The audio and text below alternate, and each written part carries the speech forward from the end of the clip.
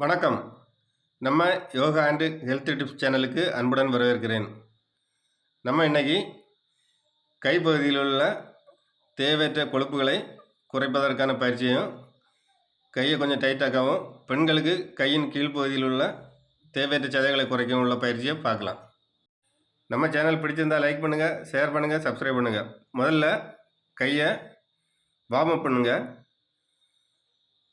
ஒவ்வொரு பயிற்சியும் 5லிருந்து 10 முறை பண்ணுங்கள்.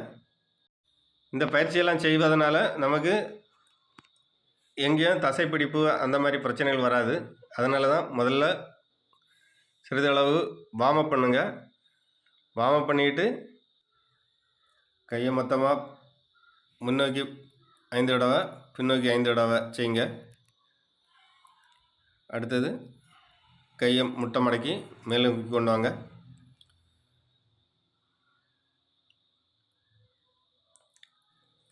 ஒரு கம்பில் கயிறால் ஒரு செங்கலை கட்டி தொங்க விடணும். தொங்க விட்டுக்கிட்டு அந்த கம்பில் கயிறுலேருந்து அரை அடி பக்கவாட்டில் நீக்கி கையை வச்சுட்டு கையை மேல் நோக்கி பார்த்து இருக்கிற மாதிரி வச்சுட்டு அப்படியே திருகி மேலே கொண்டு வரணும்.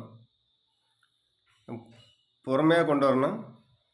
பெண்களுக்கு இது கஷ்டமாக இருந்துச்சுன்னா ஒரு பாட்டிலில் எடுத்து பாட்டிலை கட்டி விட்டு தொங்க விட்டு கொண்டு வரலாம். நம்ம இப்படி செய்யும்போது நம்ம கைக்கு நல்ல ஸ்ட்ரென்த்து கிடைக்கும். அதே போல் கை உறுதியாகவும் இருக்கும். இந்த பயிற்சியை 5லிருந்து 10 முறை பண்ணுங்க. கை கொஞ்சம் வலி ஏற்படும். வலி ஏற்பட்டால் தான் நமக்கு அந்த இடத்துல கொஞ்சம் எஃபெக்ட் விழும். பொறுமையாக மேலே கொண்டு வாங்க. முதல்ல செய்யும்போது 3 தடவை 4 தடவை செய்யுங்க. அடுத்தது போக போக கூட்டிகிட்டே போகலாம். கல்லை மேலே கொண்டு வந்துக்கிட்டு 30 வினாடிகள் வெயிட் பண்ணுங்கள். அதுக்கப்புறம் கீழே இறக்குங்க. அப்போ நம்ம கையில் நல்ல உறுதியாகவும் கை அந்த தேவையற்ற கொழுப்புகள் கரையவும் வழிவகுக்கும். அடுத்தது கைப்பகுதியை கீழ் நோக்கி பிடிக்கணும். அப்போ தான் கையின் மறுபக்கம் உள்ள சதைகள் டைட்டாகி ஸ்லிம் ஆகும். கையை திருப்பி வச்சுட்டு பழையது மாதிரி மேலே நோக்கியே கொண்டு வாங்க. கல்லை பொறுமையாக கொண்டு வாங்க. அப்போ கையின் மேல் பகுதியில் உள்ள தசைகள் எல்லாம் இறுக்கப்படும். இந்த பயிற்சி செய்யும்போது கையில் உள்ள தேவையற்ற சதைகள் குறைஞ்சிரும்.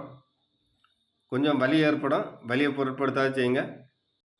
நாம் எந்த பயிற்சி செய்யும்போதும் அவசரப்பட்டு செய்ய வேண்டாம். நிதானமாக செய்யுங்க. அப்போ தான் நமக்கு நல்ல பலன் கிடைக்கும். அடுத்தது கல்லை அரை மட்டத்துக்கு கொண்டு வாங்க. கொண்டு வந்துக்கிட்டு தம்பிள்ஸ் எடுக்கிற மாதிரி கையை மேலே நோக்கி கொண்டு வாங்க. மேல் நோக்கியும் கீழ் நோக்கியும் 20 டைம்ஸ் பண்ணுங்கள். இதுவும் ஒரு சிறந்த பயிற்சி. கை இறுகப்படும். இந்த பயிற்சியெல்லாம் ஒரு 5லிருந்து 10 நிமிடம் பண்ணாலே போதும். அடுத்தது அந்த செங்கலை தூக்கி செய்ய முடியாதவங்களுக்கு வேண்டி இதே மாதிரி ஒரு பாட்டில் எடுத்து 2 லிட்டர் தண்ணியை ஃபில் பண்ணி, அப்போ 2 கிலோ வெயிட் வரும். அப்படியே சுற்றி கொண்டு வாங்க. அதுவும் கஷ்டமாக இருக்கிற பொம்பளைங்க 1 லிட்டர் தண்ணி எடுங்க. 1 லிட்டர் தண்ணி எடுத்துகிட்டு இதே மாதிரி கட்டி மேலே கொண்டு வாங்க. அப்போ நமக்கு கை டைட் ஆகும். இப்படி செய்யும்போது கையில் இந்த பகுதியெல்லாம் கொஞ்சம் வலி ஏற்படும். வலியை பொருட்படுத்தாத செய்யுங்க. அடுத்தது கையை மேல் நோக்கி கொண்டு வாங்க. எளிமையான பயிற்சி. உங்களுக்கு செய்ய செய்ய புத்துணர்வாகவும் நமக்கு கை ஸ்லிம்மாகவும் ஆகும். நம்ம செய்துட்டு அடுத்த நாள் முதல் நாள் செய்துட்டு அடுத்த நாள் கை வலி ஏற்படும். வலியை பொருட்படுத்தாத செய்யுங்க. அப்போ சீக்கிரமாக நல்ல ரிசல்ட் கிடைக்கும். ஒரு 15 நாள் செய்யும்போது நமக்கு கை ஸ்லிம் ஆகிறது தெரியும். அடுத்தது செங்கல் இல்லாட்டா தண்ணி, ஒரு பாட்டில் தண்ணி எடுத்துகிட்டு கையை மேலே கொண்டு வாங்க. மேலே கொண்டு வந்துக்கிட்டு அப்படியே பின்னோக்கி கொண்டு வந்துக்கிட்டு கையை மடக்காமல் முட்டு வர நேரம் இருக்கட்டும். நேரம் இருந்துட்டு அப்படியே தூக்குங்க. 2 கை வச்சு தூக்குங்க முதல்ல. அடுத்தது கொஞ்ச நாள் பழகின பிறகு ஒரு கை வச்சு தூக்குங்க. அப்போ வந்து கை மசில்ஸ் எல்லாம் டைட் ஆகும். இந்த பயிற்சியை கண்டினியூஸாக 20லேருந்து 25, 30 அப்படி கூட்டிகிட்டே போங்க. முதல்ல 2 கை வச்சு பண்ணிவிட்டு அடுத்தது ஒரு கையால் பண்ணுங்கள். எவ்வளோ பண்ண முடியுமோ பண்ணுங்கள். உங்களுக்கு கை வலி ஏற்படும். வலி ஏற்படுறது வரை பண்ணுங்கள்.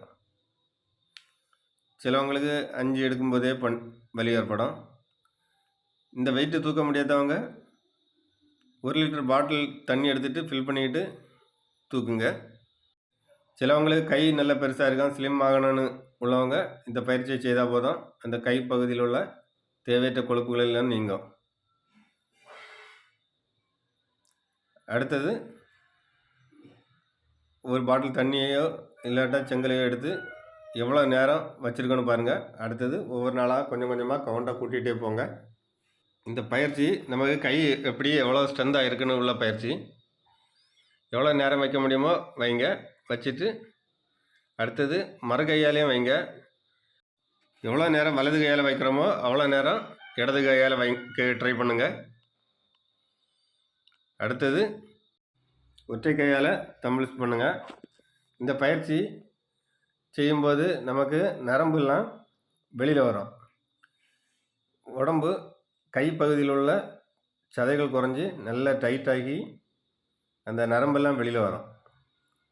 கையில் வலி ஏற்படும். எவ்வளோ வலி ஏற்படுதோ அது வரை செய்யுங்க. அடுத்தது ஒவ்வொரு நாளும் கொஞ்சம் கொஞ்சமாக கவுண்டாக கூட்டிகிட்டே போங்க.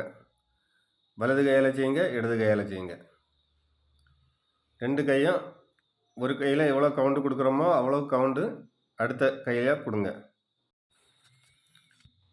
எல்லாம் செய்து முடித்த பிறகு நம்ம கைப்பகுதியை கொஞ்சம் ரிலாக்ஸ் பண்ணணும். ரிலாக்ஸ் பண்ணும்போது கொஞ்சம் ஃப்ரீயாக விட்டு, அப்போ தான் கை பகுதியெல்லாம் டைட்டான பகுதியெல்லாம் கொஞ்சம் லூஸ் ஆகும். லூஸ் ஆகி கொஞ்சம் ஃப்ரீ பண்ணி விடுங்க. நாம் தினமும் ஏதாவது பயிற்சி செய்து வரும்போது உடல் ஆரோக்கியமாகவும் சுறுசுறுப்பாகவும் இருக்கும். நம்ம சேனல் பிடிச்சிருந்தால் லைக் பண்ணுங்கள், ஷேர் பண்ணுங்கள், சப்ஸ்கிரைப் பண்ணுங்கள். நன்றி.